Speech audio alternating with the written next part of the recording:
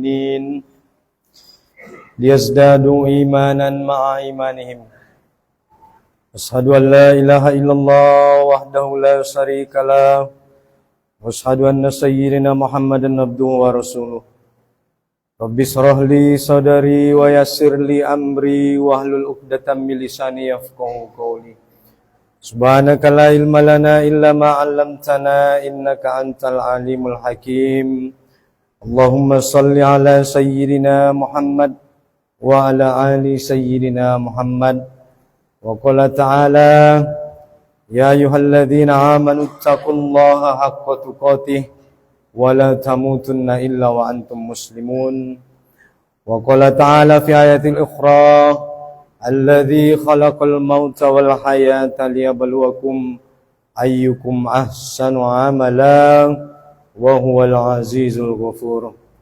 Amma ba'd, segala puji bagi Allah Subhanahu wa taala. Dialah Allah Al-Khaliq yang Maha Pencipta, Al-Mudabbir yang Maha Pengatur, As-Sari' dialah Allah yang berhak membuat aturan dan undang-undang untuk manusia. Dialah Allah Subhanahu wa taala yang menciptakan alam semesta, manusia dan kehidupan. Dan Allah Subhanahu wa taala tidak hanya menciptakan alam semesta, manusia dan kehidupan, tetapi juga Allah Subhanahu wa taala menciptakan yang namanya alam akhirat, di mana kita semua akan kembali menghadap Allah Subhanahu wa taala, mempertanggungjawabkan segala amal ibadah yang kita lakukan selama hidup di dunia.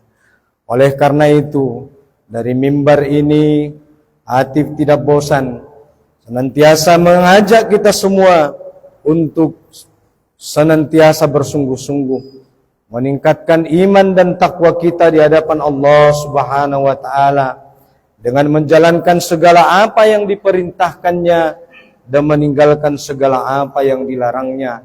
Karena itulah satu-satunya modal untuk kita kembali menghadap Allah Subhanahu wa taala, yang dengan takwa itulah insyaallah Allah akan memasukkan kita ke surganya, surga jannatun tajri min tahtihal anhar khalidina fiha abada. Amin ya rabbal alamin. Salawat dan salam semoga senantiasa terlimpah dan tercurah kepada Sayyidul Anbiya wal Mursalin, Khatamun Nabiyyin. Beliaulah baginda Nabi Muhammad sallallahu alaihi wasallam. Allahumma sholli ala Sayyidina Muhammad wa ala ali Sayyidina Muhammad, yang mana syafaat beliaulah yang kita harap-harapkan di yaumil akhir kelak. Rasulullah sallallahu alaihi wasallam yang mulia itu telah pergi meninggalkan kita 14 abad yang lalu. Hari ini jasad mulia itu telah terbaring di kota suci Madinah. Namun beliau yang mulia itu meninggalkan bagi kita dua perkara. Rasulullah mengatakan, "Taratu fikum amrayni lan tadillu abada, ya kitabullah wa sunnati Rasulillah sallallahu alaihi wasallam." Aku tinggalkan bagi kalian dua perkara, kata Rasulullah. Siapa dari umatku ini yang berpegang teguh kepada dua perkara itu, maka hidupnya tidak akan pernah sesat selamanya. Itulah Al-Quran dan hadis. Oleh karena itu jamaah sekalian, mari kita di dalam menjalani kehidupan ini senantiasa membersamai hari-hari kita dengan membaca Al-Quran, senantiasa mengisi hari kita dengan memahami Al-Quran dan memperjuangkan isi daripada Al-Quran tersebut, juga meneladani petunjuk hadis-hadis Rasulullah sallallahu alaihi wasallam. Mudah-mudahan dengan begitu kita termasuk sebagai umat Muhammad sallallahu alaihi wasallam yang diakui sebagai umatnya di hari yaumil akhir kelak, yang berhak mendapatkan syafaat dari beliau yang mulia. Amin amin ya rabbal alamin. Masyiral muslimin, jamaah salat Jumat yang dirahmati Allah Subhanahu wa taala. Maka kalau ada pertanyaan di dalam kehidupan kita yang menanyakan apakah yang terpenting di dalam hidup ini, Maka jawabannya tidak lain adalah itulah takwa kita di hadapan Allah Subhanahu wa taala. Maka takwa adalah satu-satunya yang teramat penting di dalam kehidupan kita. Sebagaimana Allah mengatakan, inna akramakum indallahi atqakum. Sesungguhnya yang paling mulia di antara kamu ialah orang-orang yang paling bertakwa. Allah Subhanahu wa taala tidak mengatakan bahwa orang yang paling mulia adalah orang kaya. Tidak juga orang yang paling mulia adalah orang yang paling tampan, tidak. Tidaklah juga orang yang paling mulia di hadapan Allah adalah orang yang paling banyak anak keturunannya, mobilnya, rumahnya, istrinya, tidak. Tetapi Allah Subhanahu wa taala dengan jelas mengatakan, inna akramakum indallahi atqakum. Sesungguhnya yang paling mulia di antara kalian adalah orang yang paling bertakwa di hadapan Allah Subhanahu wa taala. Andailah yang menjadikan tolak ukur adalah ketampanan, tentu kita yang tidak tampan ini tidak akan pernah mulia di hadapan Allah. Andailah jabatan menjadi tolak ukur, tentu kita rakyat jelata yang tidak punya jabatan tidak akan pernah mendapatkan posisi kemuliaan di hadapan Allah.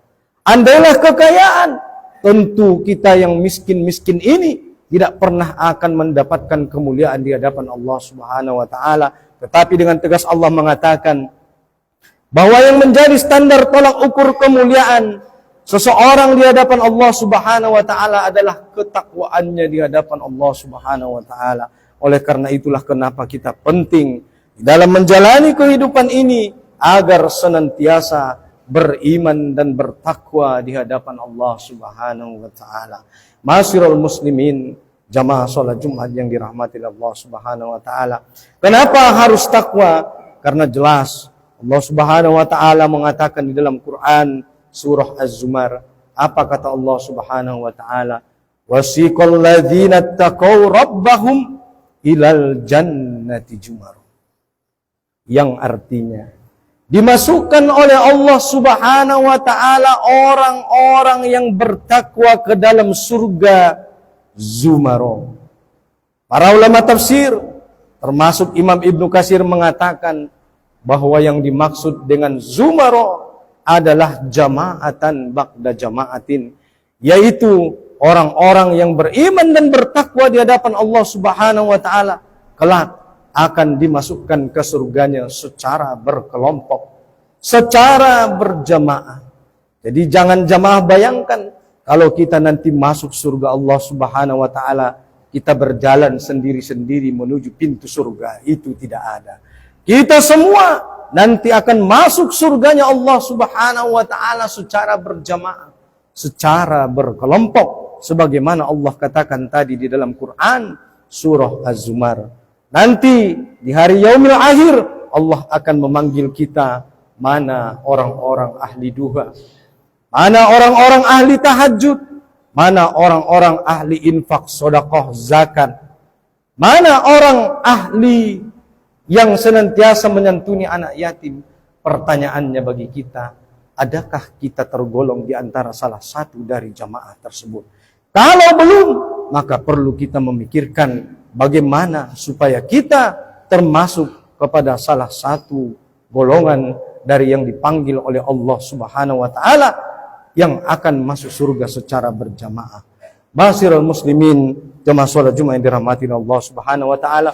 Begitu juga nanti dengan orang-orang yang kafir, mereka juga akan masuk neraka Allah Subhanahu wa taala secara berjamaah, secara berkelompok, sebagaimana orang-orang beriman dan bertakwa akan masuk surga Allah secara berjamaah. Dengan jelas Allah mengatakan di dalam Quran surah Az-Zumar, wasiqal ladzina kafaru ila jahannami jumara, dimasukkan oleh Allah Subhanahu wa taala orang-orang yang kafir kepada Allah ke dalam neraka jahanam secara berjamaah.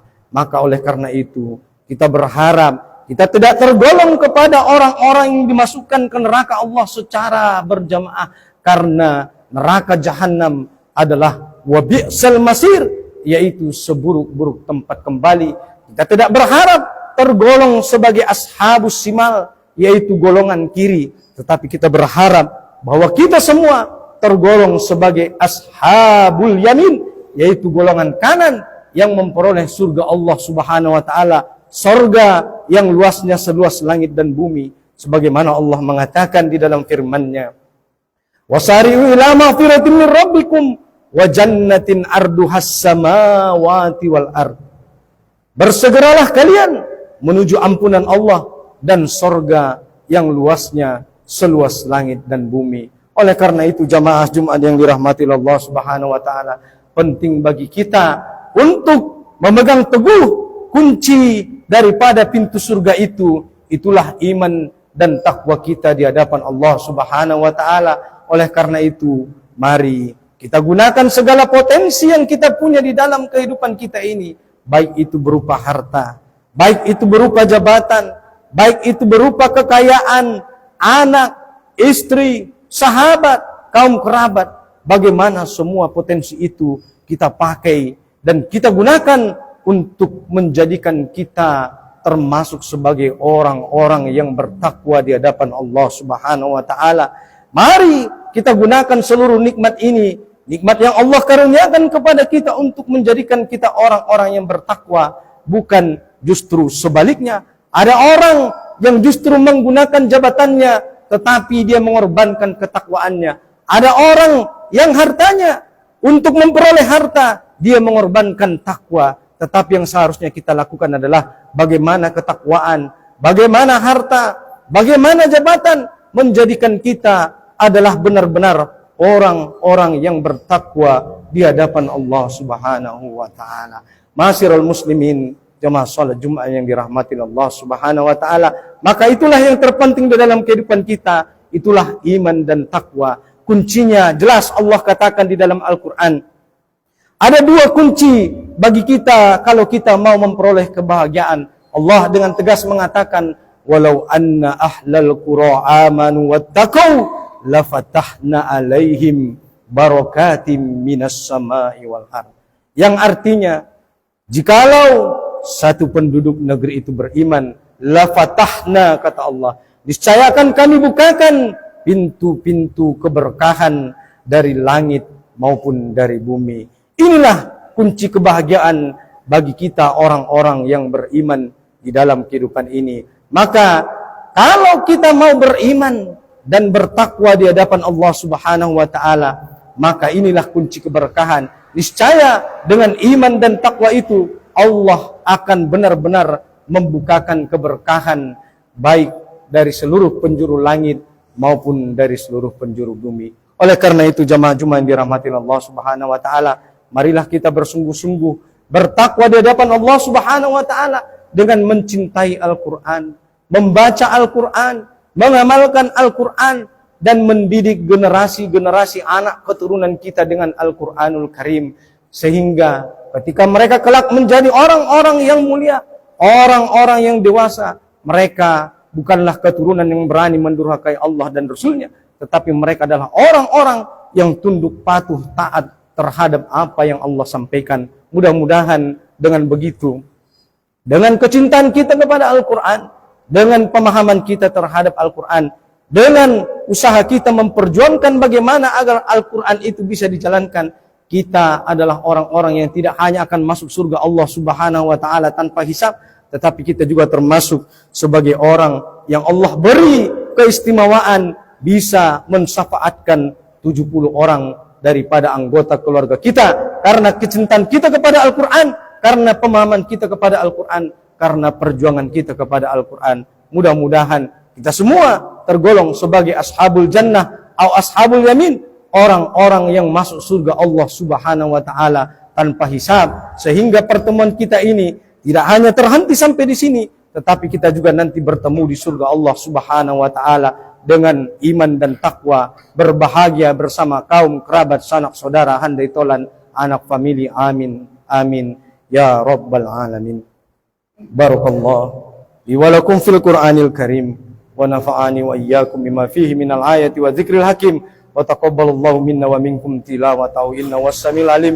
Aqulu qouli hadza wa astaghfirullahal adzim innahu huwal ghafurur rahim.